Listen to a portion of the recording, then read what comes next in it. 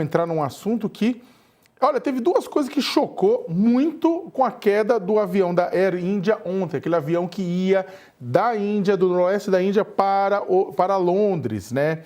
Tinha 242 pessoas a bordo, né?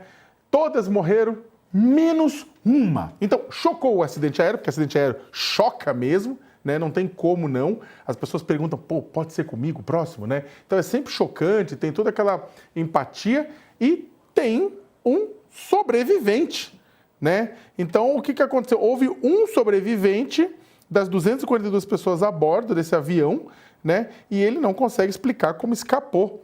Aspas, tudo aconteceu na minha frente, eu nem consegui acreditar como consegui sair vivo de lá, declarou do leito do hospital a emissora britânica DD News. Lembrando que o Boeing 787-8 da Dreamliner da Air India, que estava carregado com combustível a decolar para Londres, explodiu como uma bola de fogo na tarde de quinta após a decolagem. Ele perdeu altitude, caiu, né? E o passageiro Ramesh, que supostamente estava no assento 11A, teria sido o único ocupante do avião que sobreviveu, né? Isso sem contar outras 24 pessoas que também morreram no solo. Seu irmão, que estava no voo, também morreu. Aspas, 1 minuto após a decolagem, senti como se algo tivesse travado, percebi que algo tinha acontecido, de repente luzes verdes e brancas do avião se acenderam. Depois disso o avião pareceu acelerar, indo direto para o que acabou sendo uma residência, vi tudo com meus próprios olhos. Ele tem 40 anos, é da cidade britânica de Leicester, segundo a agência de notícias Press Association, e conversou com a sua família. Aspas de novo, no início eu também pensei que estava prestes a morrer, mas depois abri os olhos e percebi que estava vivo. Vi os comissários de bordo, homens e mulheres à minha frente, discuei com voz embargada, desapertei o cinto de segurança e tentei me salvar e consegui. Acho que o lado em que eu estava não dava para a residência, era mais perto do chão e também havia espaço. Quando a porta quebrou, vi esse espaço e pensei que poderia tentar passar por ele, né? E vídeos compartilhados na rede social mostraram Ramesh, como vocês estão vendo aí, logo depois com a camisa ensanguentada e mancando, mas caminhando em direção a uma ambulância por conta própria.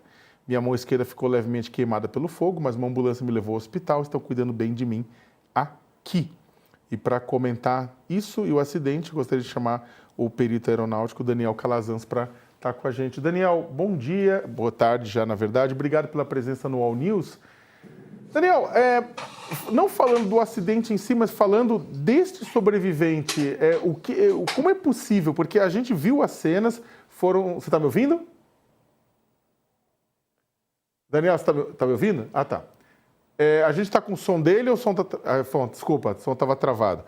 Daniel, como é que isso aconteceu? Como é que é possível explicar esse sobrevivente? Em termos técnicos, não é possível explicar, muito difícil. Uma série de coincidências, né?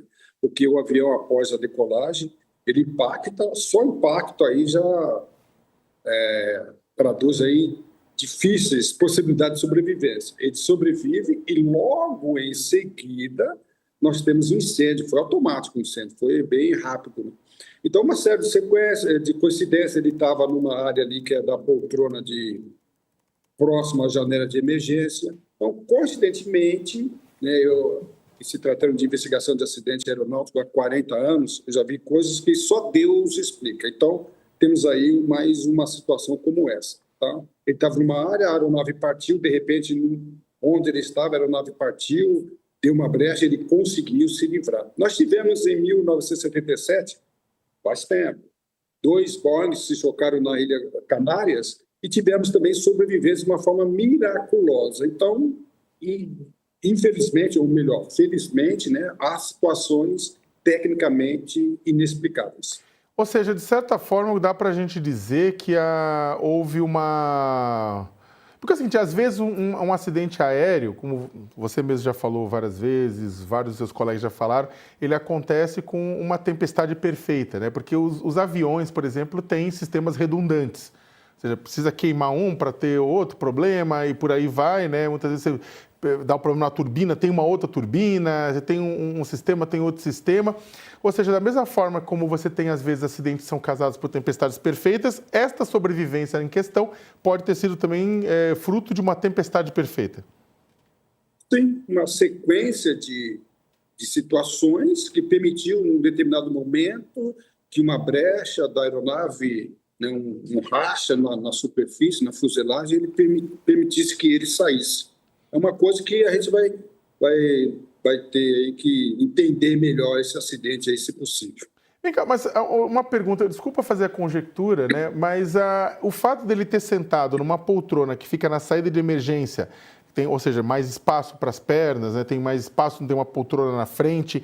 Esse lugar é um lugar que isso ajuda a explicar isso, né? Ou poderia ter acontecido isso em outra parte do avião, caso o avião tivesse rachado em outro ponto? Ou o fato da saída de emergência, ela é mais segura mesmo? Desculpa fazer essa pergunta, uma pergunta de leigo. Na realidade, é conjecturas, né? Muito difícil explicar. A gente vai ter que entender como que essa aeronave tocou o solo, como que ela chocou o solo, como que ela impactou e qual parte da aeronave partiu. Normalmente, a parte mais segura é, se a gente dividir o avião em 3 partes, em se tratando de acidente, a parte traseira, a última seção, é a parte que a aeronave recebe menos danos, né? Então, eu teria essa explicação. Ali, a gente tem que ver, vai ter que ser avaliado qual foi o ângulo de impacto, como que a aeronave impactou o solo e onde é que, claro que ela partiu, e onde é que ela partiu. Eu tenho para mim que essa rachadura, essa brecha, facilitou o seu escape, né? Então, vai ter que ser bem explicado isso aí, mas é dentro disso. Então, a aeronave se partiu em uma determinada situação, ele não foi fisicamente afetado no impacto, porque, de repente, uma outra pessoa estava próximo dele, na mesma situação, mas foi inconsciente, desmaiou ou teve um dos membros quebrados e não conseguiu se evadir. Então, tem tudo isso também. Então, outras pessoas poderiam estar próximo dele numa oportunidade de se evadir também, mas as condições físicas ou até psicológicas não permitiram a evacuação. Uma última pergunta, Calazans, considerando o que aconteceu, agora pensando um pouco num acidente, né? Se você tivesse que fazer analisar o que aconteceu ontem, qual que é a principal linha de investigação sobre o que aconteceu? É uma falha mecânica, falha humana, sabotagem, as turbinas pararam de funcionar? Por onde você iria, assim, com relação a isso? Porque o que tudo indica, não é que só um motor parou de funcionar, os dois, ele perdeu sustentação, né? As informações vão chegando e aí as coisas vão ficando mais claras, né? Ele reportou para o controlador do tráfego aéreo o Mayday, que é uma mensagem de extremo alerta, né, de emergência.